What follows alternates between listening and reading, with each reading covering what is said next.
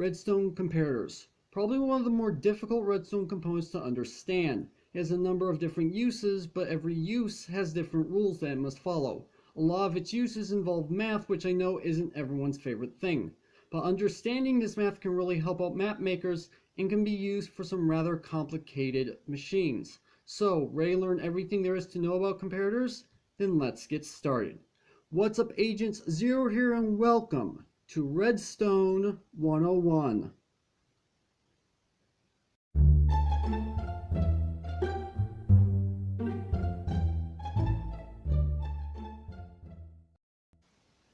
This is the show that'll teach you more about redstone so that you can build better contraptions. And I gotta say, the amount of stuff that you can do with comparators, it's completely insane. I mean, I have a whole lot of things that I want to show you guys. And some of the stuff I'm going to be showing you guys is out of my render distance. And my render distance is currently set to max. So we have a lot of stuff we need to cover in this video, so let's go ahead and get started. So, the redstone comparator. How on earth do we make these? Well, it's actually rather simple.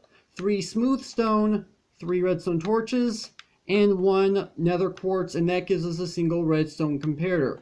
Now, before we go ahead and look at its uses, we have to understand how redstone comparators work and how they're different from redstone repeaters. So let's go ahead and put down a redstone repeater right here and flick this lever on. As you can tell, it creates a brand new signal regardless of how much power it's being given from the back. Redstone comparators do not have the same function. While they do create quasi-connectivity just like repeaters can, their uses is actually more limited. The redstone inputs that's getting right here is the exact same as the output is getting from right here. And so that means it can only go out so far. Now we can actually extend how far the redstone output goes by adding more comparators. As you can see, it moves our lamps over by 1. Let's go ahead and do that again. And it moves it out by 1 more yet again. So let's go ahead and put these away. Now, you can actually also use redstone comparators to create a pulse extender. So this lamp is only going to stay on as long as this button is on. However, this lamp is going to take a lot longer to turn off, and that's because we're using a comparator clock, otherwise known as a pulse extender. So as soon as this button goes off, this turns off, but this stays on a lot longer. Here's what's going on. This is getting a redstone signal of 15. The comparator is picking that up and giving out 15. Then it goes down to 14. This comparator picks up down to 14 again. 13, 13, 12, 12, so on and so forth until the power goes completely out. Now, I like to take the redstone comparator's uses and divide them into 2 categories. Getting direct redstone power and getting power from blocks. So first, let's go ahead and look at how you get it to give an output based on direct redstone power. Here's the way this works. Each of these levers is hooked up to a piece of redstone. The closer the redstone is to the comparator, the stronger the signal. The farther from the comparator, the weaker the signal. So let's come out to this side. If we go and flip the lever that says 1, only one of these lamps should turn on. Flick 2. And 2 lamps should turn on. That's exactly how a comparator is supposed to work. Now, the redstone comparator actually has 2 different modes you can set it to. Compare mode and subtract mode. And the way you can tell what mode it's in is by looking at this torch right here, the torch in the front. If the torch is off, then it means the comparator is set to compare mode. If you click it once and the redstone lamp torch turns on, then it's in subtract mode, and just click it on and off just like normal. Now you're going to also notice that there are 3 pieces of redstone on this comparator. You've got 1 from the back, 1 from this side, and 1 at the front. The back is known as the primary input. The side, which you can also duplicate on the other side, is your secondary input, and out the front of the comparator is our output. So let's go ahead and start by having our comparator be in compare mode. So let's go ahead and flick this lever, and 13 out of 15 of the lamps should turn on. Now we go over to our secondary input. Let's go ahead and flick our lever that says 12. Absolutely nothing happens. If we go ahead and flick 13, absolutely nothing happens. However, if we go ahead and flick 14 right here, every single lamp turns off. So let me go ahead and break down for you guys exactly what's going on here. So we're going to be labeling our primary input as A, and we're going to be labeling our secondary input as B. So here's how compare mode works. If A is greater than or equal to B, then the output is equal to A regardless of what A may be. But if A is less than B, then our output is 0. That's how compare mode works. Now let's go ahead and move into subtract mode by clicking this once, and we're going to go ahead and leave this on 13. Now we go back to our secondary input. Let's go ahead and flick our 11 lever. So all but 2 lamps are now on at this point. Let's go ahead and flick our 12 lever, and only one of our lamps is on. However, let's go ahead and flick 13, and now every lamp turns off. And if we go ahead and move on to 14, obviously all the lamps turn off as well. So that's subtract mode. So let me go ahead and explain what's going on here. In subtract mode, if A is greater than B, then the output is equal to A minus B. If A is less than or equal to B, then the output is equal to 0. So that's basically how compare mode and subtract mode works. Now, if you have more than one secondary input, which is possible, what the Redstone comparator will read is whichever of those two inputs is greater, and it determines the output from there. Now let's go ahead and take a look at a rather common and a rather quick example. The redstone clock. So if I go ahead and flick this lever, the redstone flashes on and off rapidly. Let me go ahead and explain what's going on here. This comparator is getting a full signal strength of 15 from this lever. So we have 15, 14, 13. It goes into this comparator. Notice that it's on subtract mode. 15 minus 13 is equal to 2. So 2, 1, 0. Its secondary input is now equal to 0, meaning the output can go straight back up to 15, and the cycle repeats endlessly.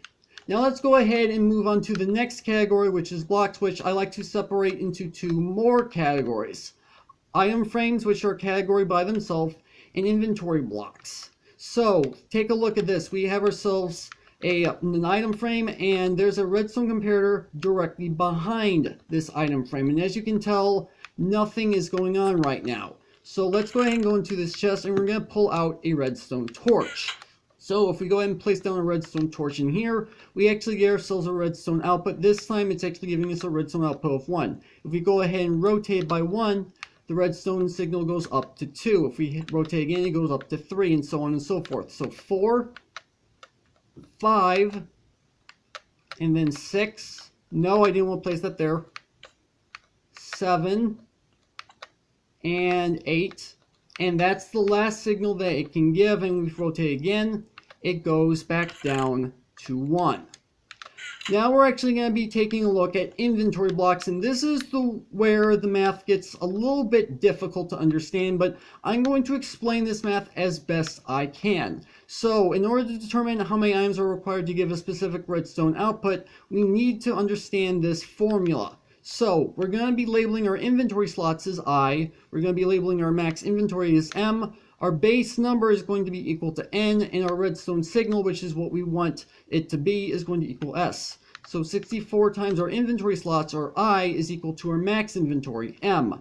M divided by 14 is equal to our base number, N. Now N is actually going to end up being a decimal number. You take N and you multiply it by your signal strength minus 1, and that, so whatever signal strength you want to have, you take that minus 1, and that is equal to another number. Round up that number, and that's how many items you are going to need. Now you round that number up regardless of what the decimal numbers are. So I know that's going to sound a little bit confusing, so let's go ahead and take a look at a quick example. So we're going to be using a hopper in our example, and we want this to give out a redstone output of 3. So a hopper has 5 inventory slots. So 64 times 5 is equal to 320.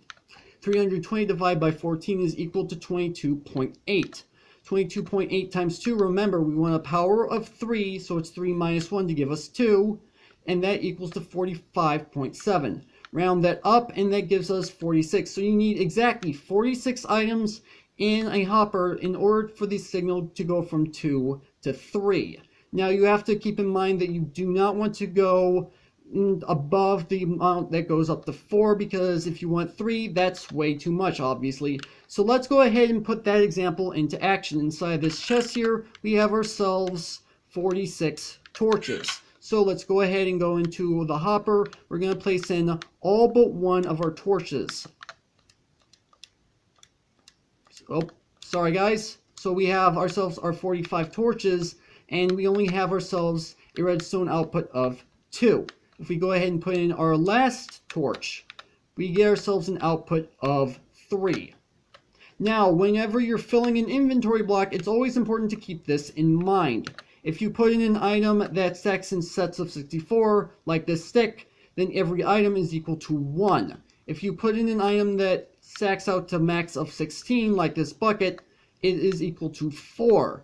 And if you put in an item that doesn't stack at all, like this bow, then it acts as a full stack of items, 64. Now, something interesting about comparators is that they can actually read the inventory through a block. So I have a furnace right here, and I have a comparator right here, and a block in between. So if I go ahead and pull out this piece of coal from this chest, and then I put it inside of this furnace, as you can tell, the redstone comparator is picking that up and giving us a redstone output. So now these are all the blocks of which you can fill up in order to get a redstone signal. A furnace has 3 inventory slots. A brewing stand in Pocket Edition has 4 inventory slots. In PC, they have 5 inventory slots because it uses blaze powder as fuel. However, in Pocket Edition, we don't have this, so our brewing stands only have 4 inventory slots. A hopper has 5 inventory slots. Droppers and dispensers, they both have exactly 9 inventory slots. And then chests can either have 27 or 54 slots, depending on if it's a single chest or a double chest. Now, this works exactly the same with trap chests, but keep in mind that trap chests can also be used to give a redstone output when the chest is open, therefore voiding the comparator output. Now, you cannot use ender chests like this, which is the exact reason why it is not on this list. Ender chests do not give a redstone output from comparators. Now, you can actually do the exact same thing with minecart hoppers and minecart chests, but there's a little bit of a stipulation here. So we have ourselves a piece of flint inside this hopper minecart.